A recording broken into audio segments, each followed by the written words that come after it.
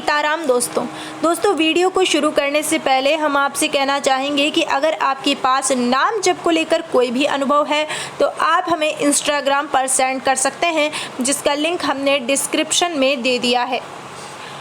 आज के इस ज़माने में लोगों के पास कई तरह का अभिमान होता है।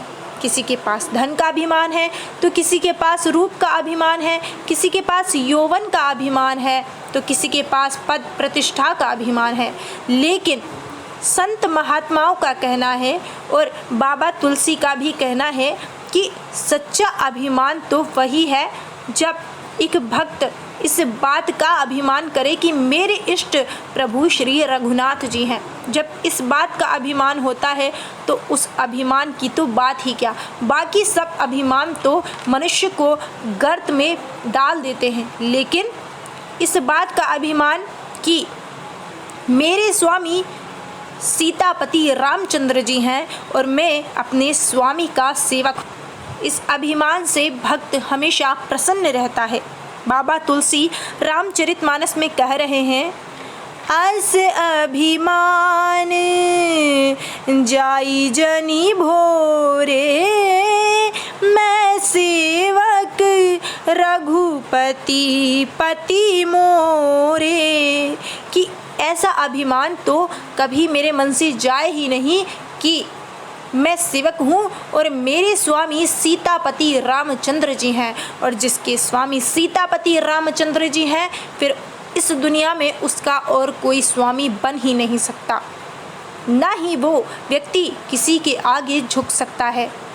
क्योंकि भगवान स्वयं कह रहे हैं कि जो मेरी शरण में आ जाता है फिर उसकी जिम्मेदारी मेरी होती है, और जिसके साथ प्रभु होते हैं वो इस दुनिया के आगे कभी झुक नहीं सकता, ना ही इस दुनिया के आगे नाच सकता है।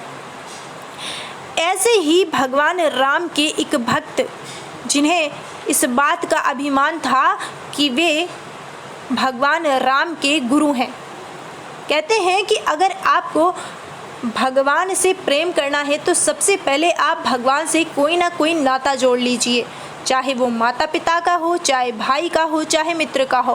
और ऐसा ही एक नाता जोड़ रखा था उमापति मिश्र जी ने, जो कि ये कहते थे कि वे भगवान राम के गुरु हैं और भगवान राम उनके शिष्य हैं। और वे कहते ही नहीं थे, वे इस बात को मानते भी थे। अयोध्या में कनक बिहारी जी के मंदिर के आसपास ही रहा करते थे और वहाँ से वे कहीं भी नहीं जाया करते थे।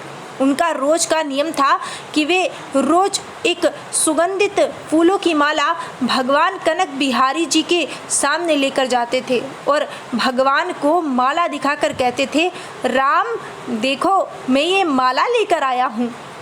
और ये कहकर वो माला खुद पहन लिया करते थे, और फिर जब वो माला खुद पहनते थे तो उसे उतार कर पुजारी जी से कहते थे कि अब ये माला मेरे शिष्य राम को पहना दो।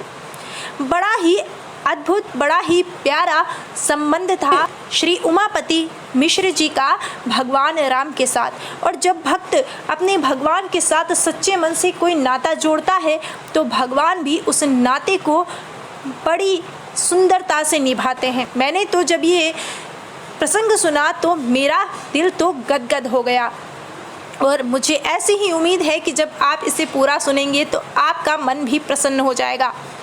अब रोज उमापति मिश्र जी भगवान राम के लिए माला लेकर आते और रोज ऐसा ही करते, उस माला को पहनते और फिर पहनी हुई माला भगवान राम के गले में पुजारी जी से कहकर पहनवा देते, और भगवान राम भी बड़े प्यार से उस माला को पहन लिया करते थे। अब वहाँ के जो पुजारी जी थे वे जानते थे कि उमापति मिश्र जी का भाव कितना सुंदर है, भगवान राम उनके इस भाव को समझ रहे हैं, इसमें कोई कुछ गलत नहीं समझता था।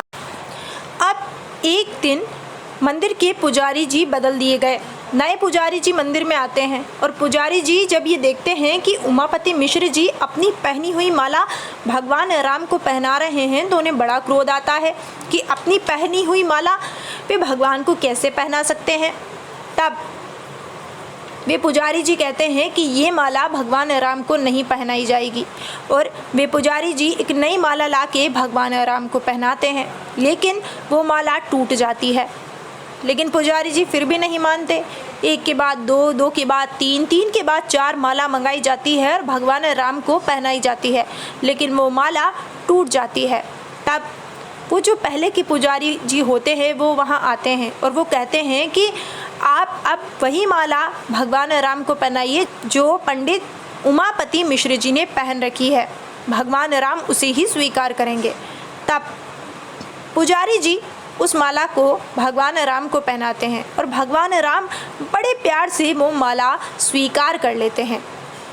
ये देखकर तो वो जो नए पुजारी जी आए होते हैं वे भी पंडित उमापति मिश्र जी को प्रणाम करते हैं। अब ये नियम रोज चलता रहता है और उमापति मिश्र जी का एक नियम होता है कि वे जैसे ही मंदिर के बाहर पहुंचते हैं तो इस तरह से खांसतियाँ करते हैं। तो लोग उनसे पूछते हैं कि आप मंदिर के बाहर पहुंचकर खांसते हैं, इसका क्या कारण है? तब उमापति मिश्र जी कहते हैं कि देखो, राम मेरे शिष्य हैं और शिष्य पुत्र की तरह होते हैं और इस नाते सीता मेरी पुत्र वधू है, तो मैं बाहर जाकर खांसता हूँ ताकि मंदिर में आधा पर्दा लगा दिया जाए, ताकि सीता जी के आगे पर्दा लगा दिया जाए, क्योंकि वो मेरी पुत्र वधू है।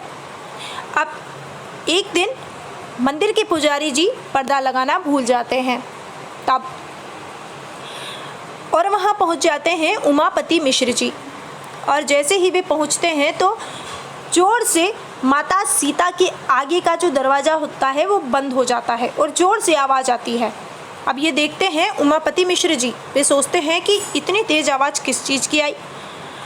तब उन्हें समझ में आता है कि मेरे पहुंचने के समय यहाँ पर पर्दा नहीं लगाया गया और इसी वजह से मेरी पुत्र वधू ने लाज की वजह से ये दरवाज़ा लगा दिया। उमापति मिश्र जी पुजारी जी से कहते हैं कि आज आपने पर्दा क्यों नहीं लगाया?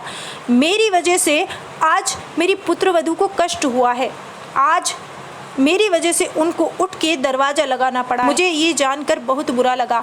आज से मैं कुछ दिनों के लिए मंदिर में नहीं आऊँगा। मेरी वजह से सीता को दुख हुआ, मैं ये सहन नहीं कर सकता। मैं अब कुछ दिनों के लिए बिल्कुल मंदिर नहीं आऊँगा। और वे बड़े उदास हो जाते हैं और मन ही मन सोचते हैं कि आज मेरी वजह से मेरी पुत्र वधू को इतनी परेशानी हुई, उन्हें उठकर दरवाज़ा लगाना पड़ा। और वे उदास होकर सरयू जी के तट पर पहुंचते हैं। अब वे जब सरयू जी के तट पर पहुंचते हैं तो वे देखते हैं कि वहाँ पर राम जी और लक्ष्मण जी आते हैं और आकर उमापति मिश्र जी को प्रणाम करते हैं, क्योंकि उमापति मिश्र जी का भाव इतना प्यारा था कि भगवान राम उनके भाव से पिघल जाते हैं। और जब भगवान राम और लक्ष्मण जी शिष्य बन के उमापति मिश्र जी को प्रणाम करते हैं तो सरयू जी के तट पर ही एक छोटा सा मंदिर है हनुमान जी का। जब हनुमान जी देखते हैं कि मेरे प्रभु उमापति मिश्र जी को प्रणाम कर रहे हैं तो हनुमान जी भी मूर्ति में से ही झुककर उमापति मिश्र जी को प्रणाम करते हैं।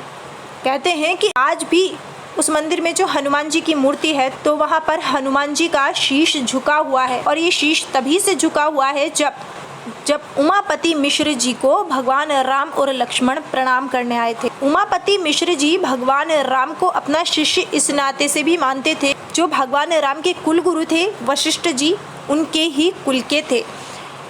लेकिन ये जो प्रसंग है इससे ये भाव पता चलता है, ये समझ आता है कि भगवान भाव के भूखे। प्रभु स्वयं कह रहे हैं, भाव का भूखा हूँ मैं, भाव ही बस सार है, भाव से मुझको भजो तो भव से बेड़ा पार है। और इस दुनिया में अगर आपको सबसे सच्चे साथी कोई मिलेंगे तो वो हैं हमारे श्री रघुनाथ जी। इसलिए नाम जप कीजिए और नाम जप करके प्रभु को प्रसन्न कर लीजिए और अपने जीवन का सारथी प्रभु को बना लीजिए, क्योंकि जब प्रभु हमारे जीवन के सारथी बनेंगे तो हमारा जीवन रूपी रथ कभी भी गलत राह पर नहीं जाएगा। संत महापुरुष भी यही कहते हैं कि नाम जप ही मनुष्य जीवन की सबसे बड़ी पूंजी है।